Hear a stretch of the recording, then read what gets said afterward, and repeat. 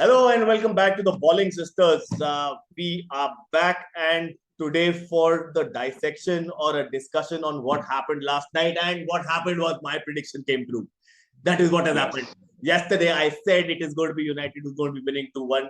Sister was of different thoughts. But then moving around, fun and games on the side. But sister, let's talk about the formations. The formation which Eric Ten Hag and the team news which came out was quite surprising from both sides. So, what do you think of it? What is your take on it with dropping off two big ones, the captain, Harry Maguire, and the big dog, Cristiano Ronaldo? And for Liverpool, no, we didn't have Darwin Nunez because of red card. Fabinho was on the bench, which was a surprising pick. What do you take a call of how did Klopp and Eric Ten Hag line up? First of all, tell me about that. I think you touched quite correct points over there, sister, because having Cristiano on the bench, we know that it can cause a huge backlash with the dressing room environment, Ronaldo not happy. But I think yesterday it was United over out of that shadow of Ronaldo, which was quite pleasing to the eye, because United as a club, they wanted that kind of a performance since many months now. And if I talk about the team formation in the starting lineup, playing with Elanga, Rashford, and Sancho up front, it was quite evident that they wanted to just attack from the word go and also press Liverpool really hard. So I think that was, credit to the manager that he made some brave calls. With Maguire, I think writing was on the wall because he was definitely not performing well, and United has some good centre back players as well. Like yesterday, we saw the combination between Varane as well as Martinez, I think Martinez for me, I think it was a double M game yesterday for United. It was Martinez and Malacia. They were completely stand out in terms of the entire performance. So I think that was a bit surprising and good to see from United's perspective. For Liverpool, again, it quite intrigues me because Fabinho is their focal point with Thiago not there. So Fabinho, I feel that might be there would be some niggle here and there why Fabinho was not starting. But otherwise, I really can't think of why Fabinho wasn't in the starting 11, if at all he was completely fit.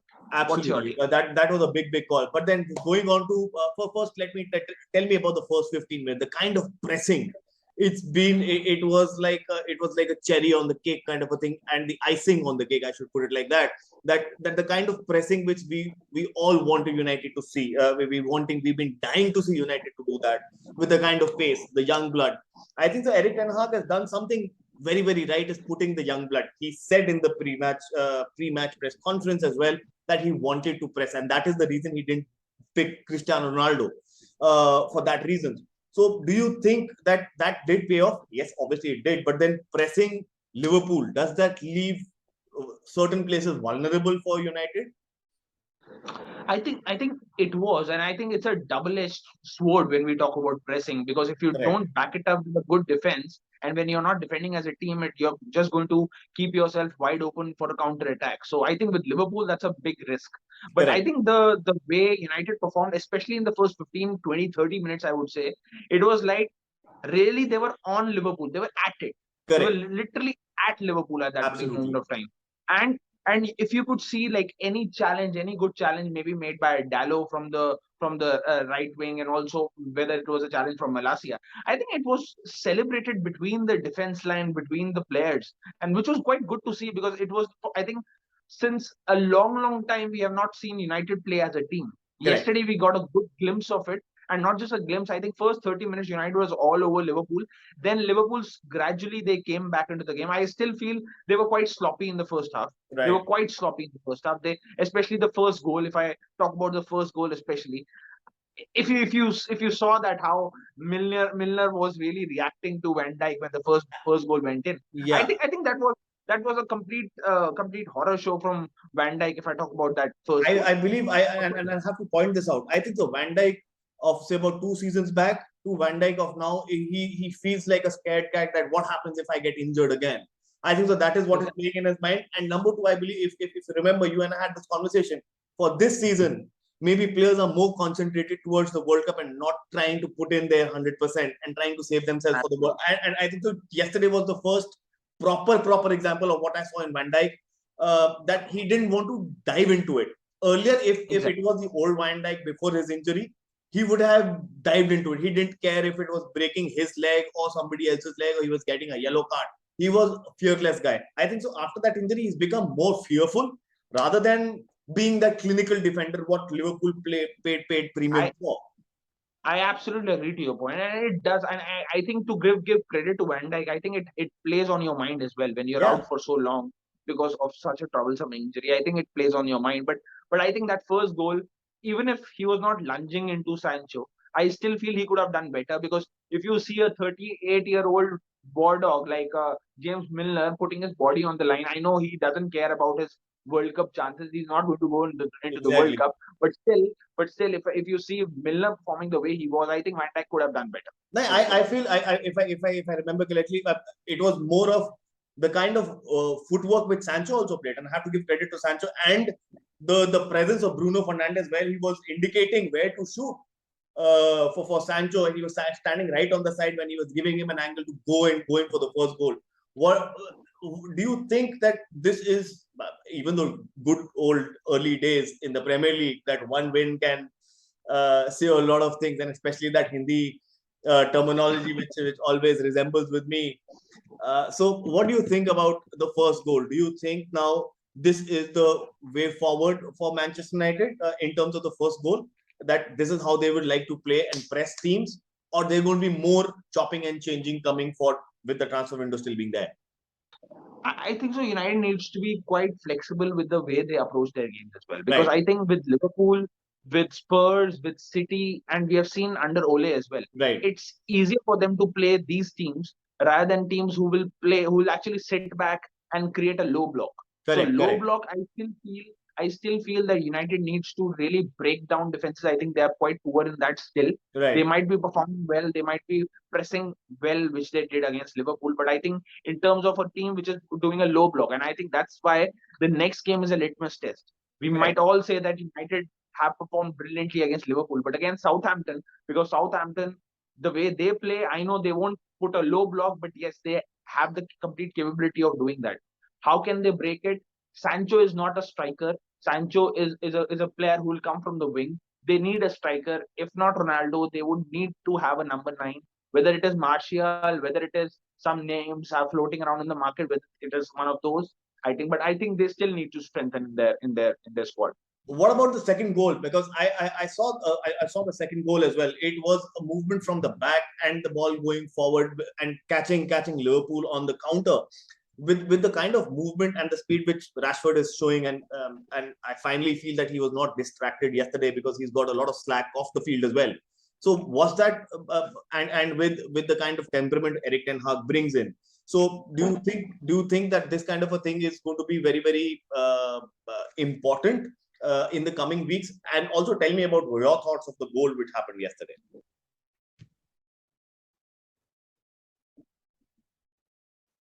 I think so, sister. I think it was really icing on the cake that Rashford was the person who was able to finish for United the second goal, because I think the player United would have wanted to get some confidence was Marcus Rashford, because Right. the way he has been having horrendous times since the Euros.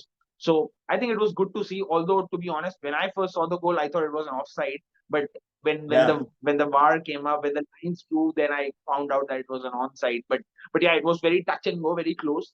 But yeah, it was a good composed finish. And if I talk about again, that second goal was a counter-attacking goal, which will happen when a team like Liverpool, they are trying to get themselves back into the game. So it was all in all a very good performance. But I would still say yesterday it was primarily about that defensive rock, which United really brought in front of Liverpool.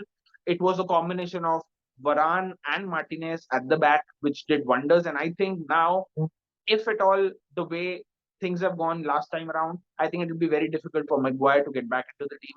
Yeah. And with Malacia on the wings and also the way Dallo play, I think they really complemented well. So I think Yeah. this performance My, has to be this performance has to be a kind of a stepping stone for the things ahead for the defensive line, because now we have had Casemiro also unveiled yesterday. yeah. So maybe a good combination at the back. What do you think? Like, if I talk about Casemiro, I want you to tell me what do you think of this signing of Casemiro, 31 years of age, still won everything. I know won everything in the football. What is there to offer? But What's your take on this signing? See, What do you I think? before I come on to Casemiro, I wanted to touch base on the new partnership which is brewing at the back between Martinez and Varane, and it was something very nice to see. But again, it all comes down to how fit can Varane be? Yeah, How fit can he be? Because he is injury prone. If right. he's fit, he is a beast. Martinez, yesterday, I saw him gulp not just one, I think at least three people in one shot. Salah was out, Firmino was out. There was nobody to be seen. The ball movements at the back was not happening. He was just like a Van Dijk about 2 years ago. For Liverpool, it was everybody used to get shit scared of him, and the kind of elbows and pushing around. That's the physicality you want to see. Uh, and that new partnership, you rightly pointed out that Maguire has a very tough road ahead. Either he moves out of United to get game time for England because the World Cup is looming, or he is nowhere to be. He's going to be a bench player for a long period of time, or may play the Carling Cup or the FA Cup. Coming on to Casemiro, the partnership which Casemiro and Fred have for the national team is something to be looked at number wise. They have a brilliant partnership, and I believe they've played 17, 18 odd games together. They have won 15 of them. So that partnership between Fred and Casemiro is going to be very pivotal. Casemiro comes in with experience. Fred moves out in front. Casemiro becomes the pivot number 6 player holding the defense, being the solid rock which he is, just like an N'Golo Kante kind of a thing. So there's going to be a lot of things. I think so. Even though he's coming from a Spanish league, so it's still to be seen how does Casemiro perform in a fast-paced league, and how does players brew up to him. Even your defense line, the other teams who are attacking as well. He will be a presence for Manchester United. That is what my thought is.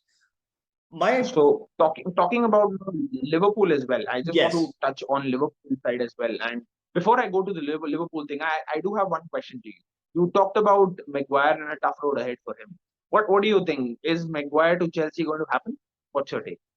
No, I don't think so. Because see, Maguire doesn't fit into the bill which Chelsea wants. Because Chelsea is already going for Weasley Fofana. There's Anthony Gordon we've been talking about.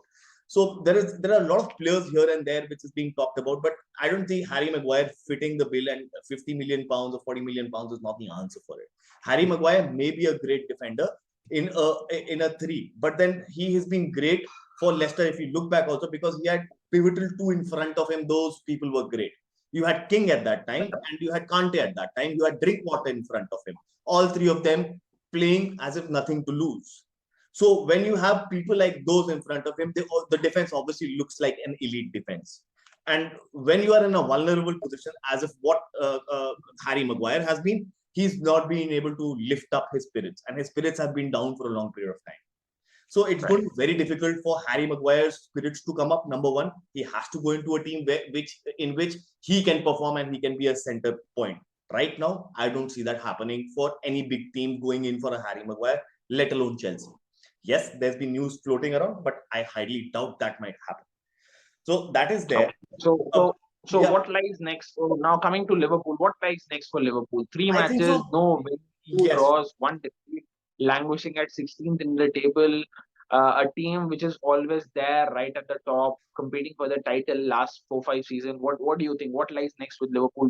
How they can sort this out? If at all, it is a very bad start. It is a very bad start. But if at all, it is some really severe alarm bell should be ringing in Liverpool right now. Do you no, I think? don't think so. They don't, because they do have a lot of quality in their backpack. The only point is that most of them are injured. So I think so. Once they have Thiago back, Thiago and Thiago in the midfield. Once Thiago is back, he's going to be running.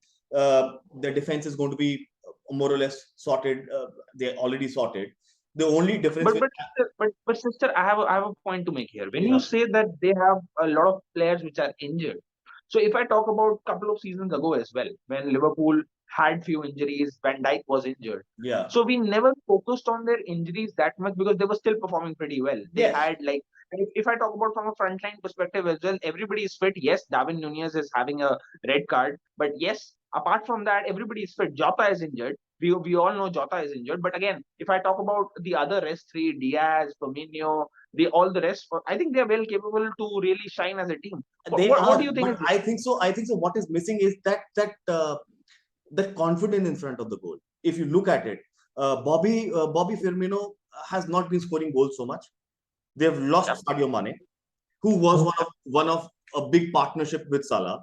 You've got Nunes, who's just come in. He's now got a red card. He's not proven in the Premier League, whereas Sadio Mane was. So there's a Yep. lot of build-up happening. Your midfield was in tatters. Which you've got two 30-year-olds trying to bridge a gap, which is not possible against young lad and young team like Manchester United. They are going to be they're going to be all over the place. They're going to be crucifying you. And if this thing remains, Liverpool will not be able to adjust to it until they have more young blood coming or the team starts to perform well. Jota again has pace. He was the reason why they got him on the left side. But then again, Luis Diaz was performing yesterday, but he didn't get that partnership going with Salah. And moreover, that it was not just that partnership, but he was pocketed by Malacia. Salah was not there. All of those things I completely agree to your point, but I would just like to add one more point before we end this, is that I still feel, which I have mentioned, I think across this entire transfer season, I think Liverpool is gonna miss. They will miss Sadio Mane, and I think absolutely this season they will. Sadio Mane, and I think Sadio Mane was that underrated player which nobody was really putting a reference to because everybody was talking about Salah, and now I think you see what difference Sadio Mane was making. Exactly. So I feel they are missing. Absolutely. And on that note, I think we have dissected the yesterday's United's performance pretty yes. well. So please mention your comments. What do you think? Where this victory lies ahead, and in the going forward future? What will happen to Manchester United and Liverpool season after this game? And please share your love and please like, share, and subscribe. Thanks a lot. Thank you, sister. Thanks All right, for sister. thanks for the discussion. Bye. Bye bye. See you.